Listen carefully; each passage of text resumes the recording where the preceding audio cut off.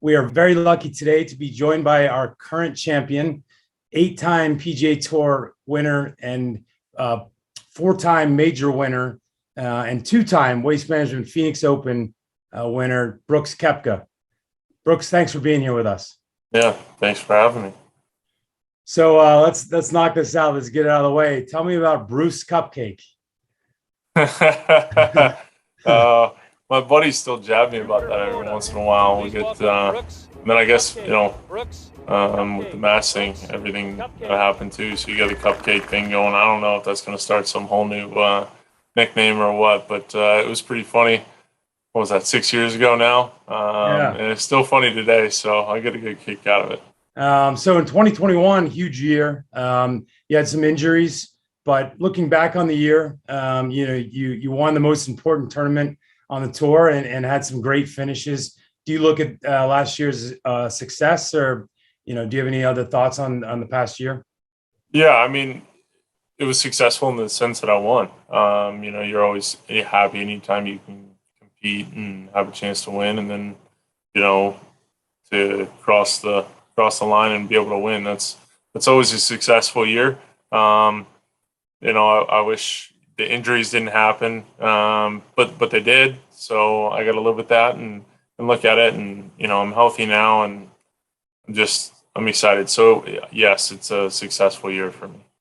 Absolutely. The injuries didn't slow you down. You're the Ryder Cup the second time. Tell us about that. It's one of my favorite events to watch. Makes me super proud of America's team, and you guys play great. Yeah, it's a lot of fun. It's definitely different, the whole team aspect, and this time it's so cool to be a part of a group of 12 guys that played so well, set a new record, and kind of hopefully change the way the last 2 decades have gone, which have been in the Europeans' favor. So hopefully this is just a preview of what's to come.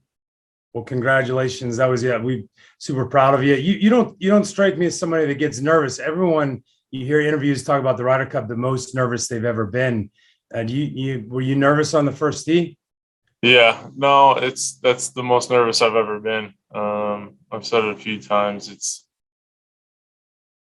I've never felt anything like it. Maybe proposing, I was that nervous. But when I teed that ball in on the ground in the first time at Hazeltine, I actually teed it too high, but I was too afraid to actually go down and kind of tap it with the driver and put my hands on it because my hands were shaking, and I was worried if the ball fell off the tee that I wasn't going to be able to get it back on.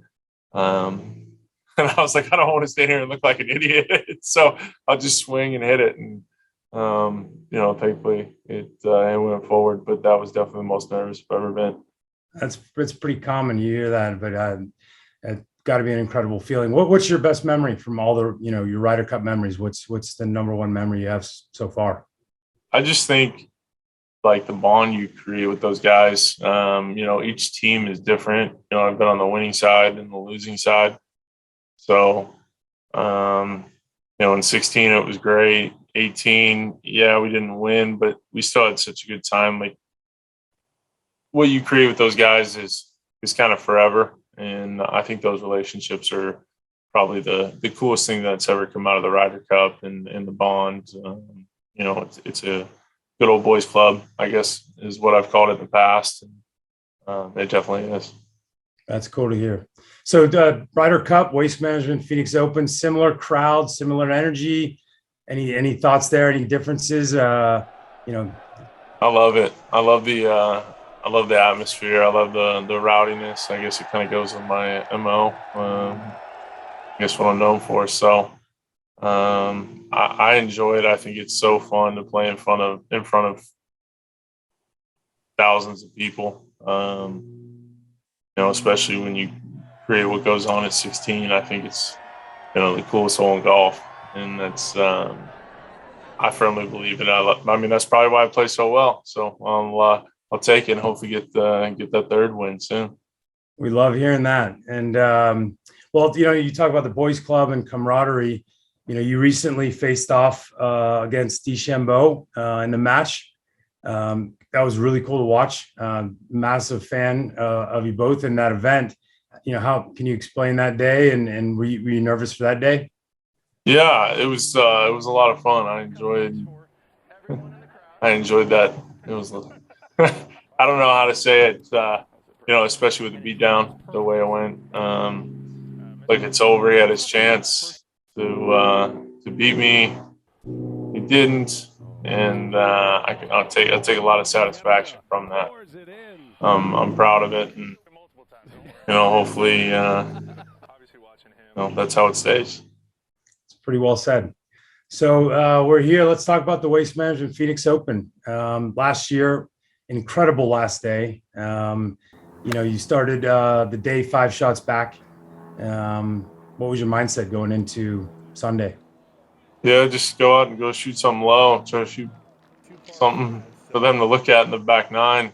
Um, then felt like I just remember making the turn and feeling like, man, I don't really have a chance here. And then some things happened once we got to about 12. Felt like I was finally back in the golf tournament, and was able to make a good little run there on to get to about 16T, where I was like, okay, maybe if I can do something. I was thinking at the time, if I can eagle this and maybe sneak out 2 more birdies here, might have a chance to win it. And then all of a sudden, chip in on 17, make eagle there, and everything switches kind of in my direction, and it was cool to finally get that win.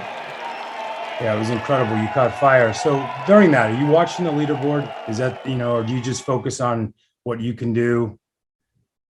Yeah, I just kind of go do my own thing. I watch the leaderboard. I love knowing what's going on or feeling like I know what I've got to do.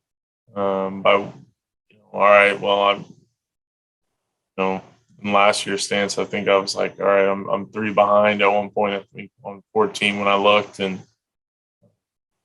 like, all right, I got to figure this out and make something happen. And you're running out of holes, or you got a good stretch of holes where you feel like you can make up some ground, and that's what it's all about. And that's what I love. That's why I love that event. That was a special day. So yeah, how does that win compare to the first win you had with us in 2015? Felt like I was able to enjoy this one a little bit more. I think in 15, I don't think I knew what was going on after.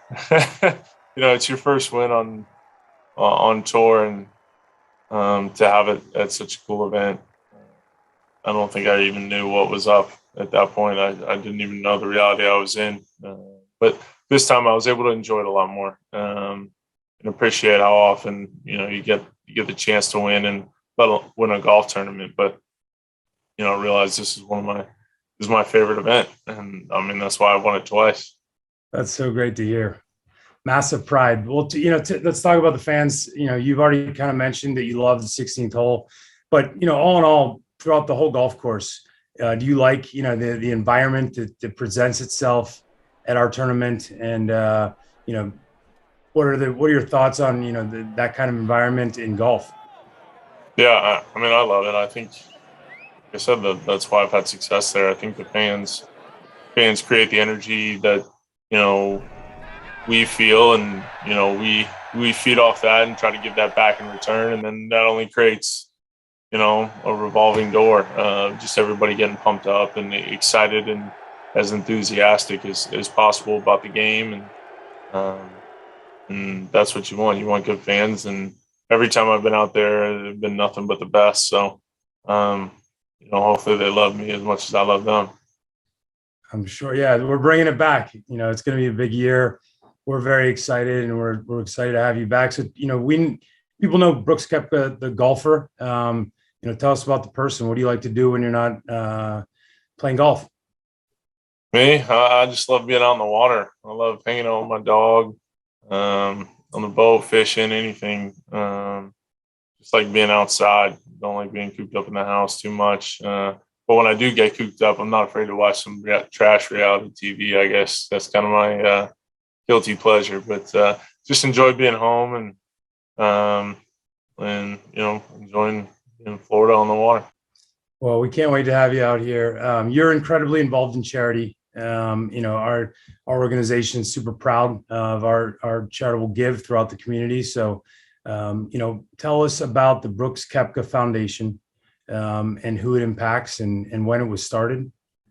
Yeah, we started it 3 years ago. We're trying to make a difference, with kids facing challenges, and with here in the Palm Beach County and Martin County, which is basically, as anybody knows, the Jupiter area. It's kind of like the golf capital of the world, where all the pros are living, and you see that with a lot of junior golf. We do a lot of stuff partner with St. Jude as well. We built a school in the Bahamas a few years ago when the hurricane Dorian just wrecked a lot of the Bahamas. And I'm excited for the future and for what's to come, and trying to build a golf school. Hopefully we can do that in the coming years. Brooks, that's something you should be super proud of. That's really cool to hear. We've really appreciated having you here today. Thanks for joining me. Our two-time defending champ and current champ. Can't wait to have you back at the TPC Scottsdale in February. It's going to be a great environment, and hope to see you on the green on Sunday. Thank you very much, absolutely. I'm looking forward to it. It'll be fun. Thank you. Thank you.